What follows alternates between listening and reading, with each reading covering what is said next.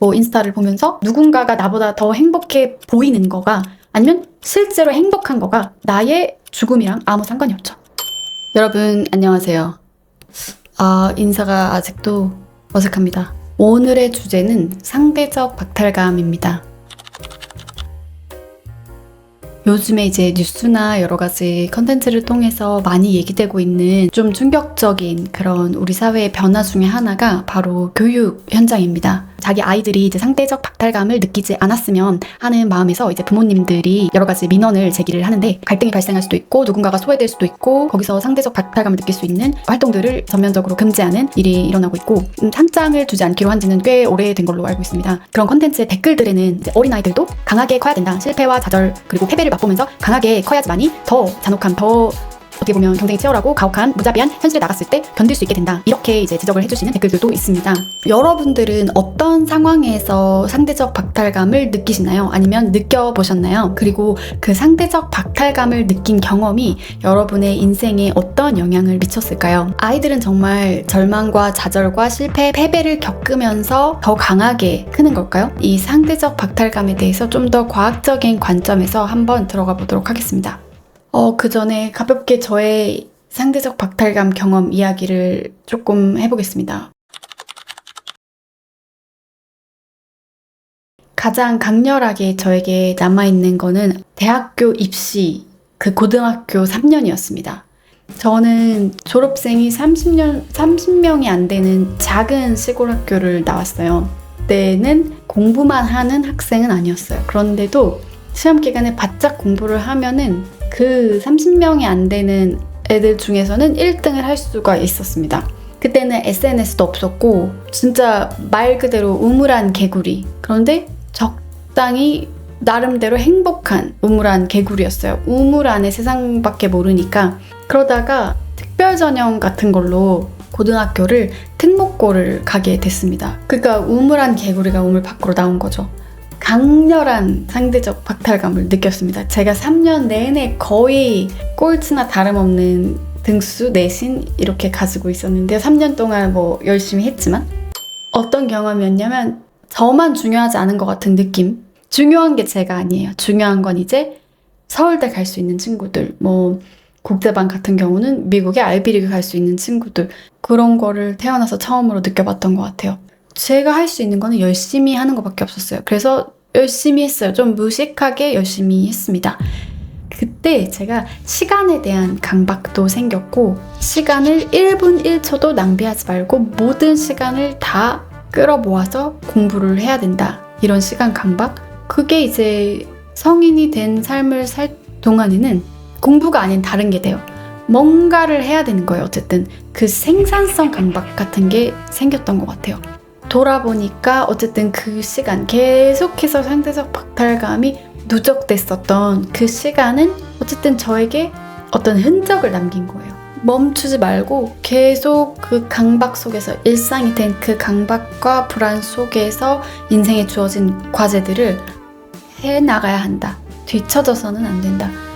이런 어떤 생활에 대한 태도가 기본이 되는 그런 시간이었던 것 같아요. 제 얘기가 너무 길었는데 그럼 상대적 박탈감이 실제로 우리 몸에 어떤 영향을 미치는지 연구 결과를 한번 들여다보도록 하겠습니다. 로버트 세폴스키 박사가 이제 개코 원숭이 무리를 20년 이상 관찰을 하면서 발견한 내용인데요. 서열이 낮은 원숭이들의 코르티솔 수치가 만성적으로 높고 심혈관 건강, 면역 기능, 뇌 구조까지 실질적으로 그 서열이 높은 원숭이들과 차이가 난다는 것을 이제 발견했습니다. 이거는 일본 방사선의학 종합연구소의 다카하시 팀이 발표한 연구인데요. 실험 참가자들에게 자신보다 더 나은, 배경은 자신이랑 비슷한데 더 높은 연봉을 받는다거나 사회적으로 소위 그냥 더 잘 나가는 그런 사례, 그런 이야기들을 이제 소개를 시켜주고 그 이야기를 접한 이후에 이제 참가자들의 뇌를 fMRI로 찍은 결과를 이제 확인을 했습니다. 참가자들의 전 대상 피질이 활성화되는 거를 확인을 할 수가 있었는데요. 이 전 대상 피질은 신체에 고통을 가했을 때, 예를 들어서 발등을 어디에 찧었을 때 활성화되는, 그 고통을 느꼈을 때 활성화되는 부위랑 같은 부위입니다. 네, 여기까지만 보면은 상대적 박탈감이 정말 해로운 거고 나쁜 거니까 나도 그거를 느끼지 않을 수 있게 해야겠다 뿐만 아니라 일부 부모님들은 우리 아이들이 절대 그거를 느끼지 않게 해야겠다 이렇게 생각하시게 될 수도 있을 것 같아요. 그렇다면 어린 시절부터 이 상대적 박탈감을 느끼게 될 수도 있는 상황을 원천적으로 차단하는 것이 과연 답일까, 좋을까 이런 거를 따져보면 좋을 것 같습니다. 상대적 박탈감을 느끼지 않을 수 있는 세상, 누구도 상대적으로 우위에 있거나 열위에 있지 않은, 다 완벽하게 동등한 세상은 불가능하죠. 그러면 그게 해로울 수밖에 없냐 이거죠. 뇌과학적으로 봤을 때 부정적인 상황이 되고 편도체가 활성화돼서 어떤 몸의 반응이 있죠. 근데 우리가 다시 일상으로 돌아와야 돼요. 우리를 안정시켜야 되죠. 그거를 하는 게 이제 전전두엽입니다. 똑같은 부정적인 상황이라도 더 잘 기능을 하는 전전두엽이 편도체를 잘 조율해서 부정적인 감정들을 잘 처리해 나갈 수 있는 연습을 해놓는 것은 중요합니다. 그 잘 기능하는 신경회로, 뇌의 신경회로를 구축해 놓는 것이 중요한 거죠. 우리가 이 연습을 할 기회를 원천적으로 빼앗겨 버리면은 이 신경회로를 구축할 수 있는, 우리가 스트레스 면역 체계를 잘 발달시킬 수 있는 기회를 잃게 되는 겁니다. 이제 제가 여기서 제안을 하는 거는 인지 재평가입니다. 정보, 어떤 스토리를 부여를 하는 거예요. 예를 들어서 계주라는 종목을 어떤 부모님들이 민원을 제기해서 없애달라고 했대요. 왜냐면 내 애가 계주 대표로 뛰었으면 좋겠는데 달리기가 대표로 뛸 만큼 빠르지 않아가지고 이제 배제가 된 거예요. 그런데 그렇게 생각하는 대신에 다양한 창의적인 어떤 정보를 우리가 내줄 수 있다는 거예요. 예를 들어서 6등을 했어요. 왜 6등을 했을까? 내가 좀 더 노력을 한다면, 예를 들어서 훈련을 한다면, 달리기 훈련을 한다면 등수를 더 올릴 수도 있을까? 다음에 대표로 나가기 위해서 내가 뭐뭐뭐뭐를 하면 좋겠다. 뭐 이런 거를 분석할 수도 있죠. 아니면 내가 달리기를 그렇게 좋아하지 않는구나 이렇게 생각할 수도 있죠. 또는 나보다 더 잘 달리는 친구들이 대표로 나가서 우리 반이 이기는 게 좋을 수도 있겠네. 그때 나는 열심히 응원을 하면 되겠네. 응원을 하는 것도 재미있네. 응원을 열심히 해서 우리 반이 이기는 것도 기분이 좋네. 뭐 이렇게 할 수도 있는 거죠. 언제나 주목받고 언제나 대표가 돼야 되고 하고 싶은 건 무조건 해야 되고 다 성공해야 되고 이렇게 해서는 좌절할 일만 남는 거예요. 현실은 그렇잖아요. 살다 보면은 하고 싶은 일이 있어도 하지 못하는 것도 있구나. 근데 하고 싶은 걸 하지 못하는 게 큰일일 수도 있지만 그렇게 큰일이 아닐 때도 있구나. 이 정도는 내가 지나갈 수도 있는 거구나.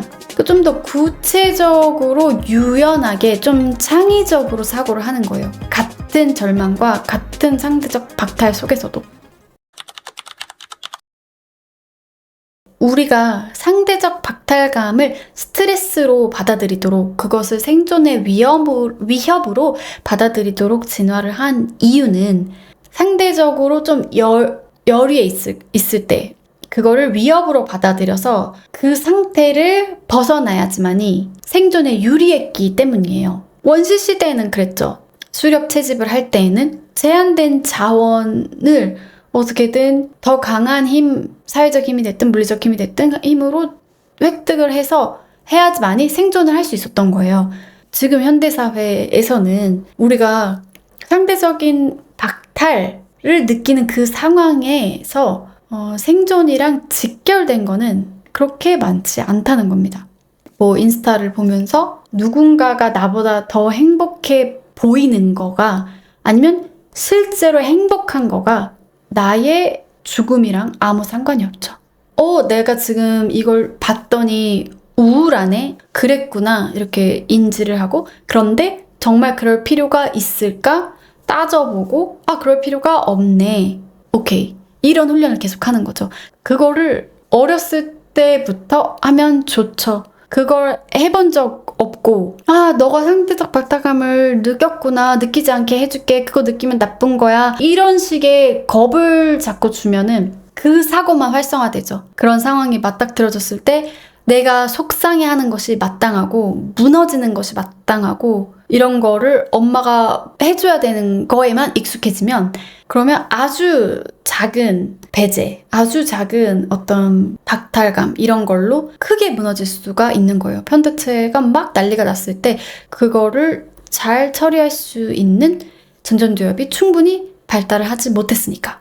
첫 번째로는 생존에 실질적인 위협이 되는가 이 질문을 먼저 해보세요. 내가 열등한 그 상황이 생존에 실질적으로 직접적으로 위협이 되는 것인가, 내가 이 정도로 우울하고 무너지고 불안해서 그것으로부터 벗어나야 되는 위협 상황인가. 두 번째는 거기서 이어서 창의적이고 유연한 사고, 전전두엽이 일하게 만드는 거예요. 스토리를 정리를 해보는 거죠. 져서 속상해. 오케이. 이기고 싶어. 그럼 이기려면 어떻게 해야 되지? 이거 내가 진짜 이기고 싶은 게임인가? 그리고 또 하나는 무엇이 이기는 것인가에 대한 다양한 의미를 부여할 수도 있어요. 여기서 제가 월든을 떠올렸는데요. 제가 한 구절을 읽어드리겠습니다. 대부분의 사람들은 주택이 무엇인지를 단 한 번도 생각해보지 않은 것 같다. 그들은 이웃 사람들이 소유하고 있는 정도의 집은 나도 가져야겠다고 생각한 나머지 가난하게 살지 않아도 될 것을 평생 가난에 쪼들리며 살고 있다. 내 기준에 맞게 내가 원하는 거를 성취했을 때 느끼는 그런 통제감, 효능감 이런 것들이 중요한 거죠. 그게 사실 그 전전두엽이 편도체를 잘 조율할 수 있는 그런 잘 기능하는 신경회로를 구축하는 데 도움이 되는 경험들이고요. 그리고 세상에 진짜 많은 잣대가 있잖아요. 외모, 돈, 학벌, 사람들이랑 잘 지내냐, 매력적이냐 많습니다. 정말 많아요. 거기서 진짜 의미가 있는 게 얼마나 될까요? 상대적 박탈감을 느낄 상황을 피하는 거는 어려울 수도 있어요. 우리가 세상에 살아야 되니까. 그러니까 내가 정하는 거예요. 이건 내가 박탈감 느껴야지 이렇게 정하는 거예요. 나한테 좋으면 그것이.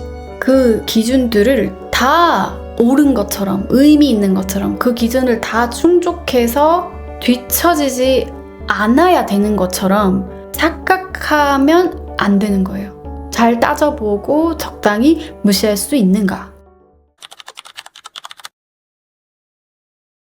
제가 계속 개인의 어떤 전전두엽의 기능, 개인이 잘 따지고 창의적으로 유연한 스토리텔링을 하는 능력 이런 식으로 얘기를 했지만 제가 진짜 빼놓고 싶지 않은 얘기는 인지재평가도 한계가 있다는 거거든요. 그러니까 사회 구조적인 측면을 보지 않으면 안 된다는 거죠. 그러니까 왜 지금의 부모님들은 아이들의 정서를 너무 보호하고 싶어하고 상대적 박탈감이나 소외감이나 배제되는 감정이나 이런 것들을 느끼지 않게 하고 싶어 하는가. 그들이 살면서 생존하기 위해서 느꼈던 그런 불안과 두려움, 강박 이런 것들의 정도가 얼마나 심했는가. 과연 우리 사회는 개인이 어떤 올바른 태도를 갖고 적당히 스토리텔링 한다고 해서 정말 생존을 걱정하지 않고 편안하게 하루하루를 보낼 수 있는 곳인가, 대한민국은. 이런 걸 따져보게 된다는 거죠.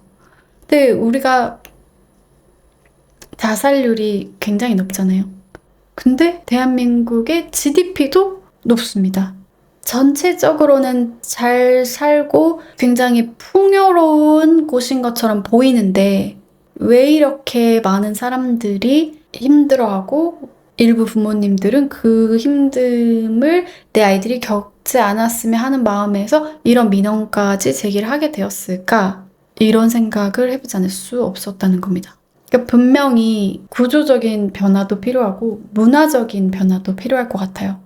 구조적인 변화는 그렇게 만만한 일은 아닌 것 같은데 예를 들어서 문화적인 변화는 조금 더 우리가 해볼 만한 일이기도 합니다.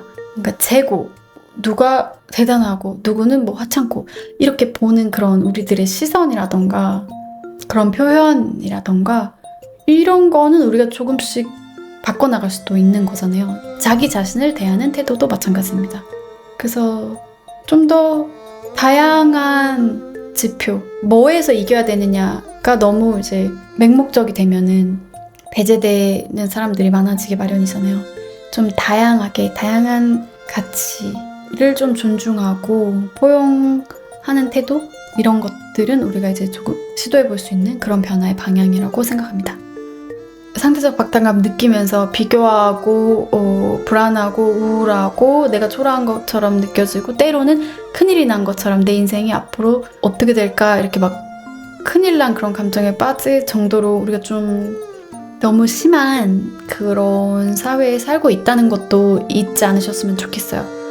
그러니까 내가 종종 그런 감정에 빠지고 그것과 관련된 이런저런 일상의 불편한 문제들, 마음의 문제들을 또는 뭐 행동의 문제들을 갖게 된 거는 완전히 내 잘못만은 아니야 라는 거를 생각해 보실 수 있으면 좋겠습니다.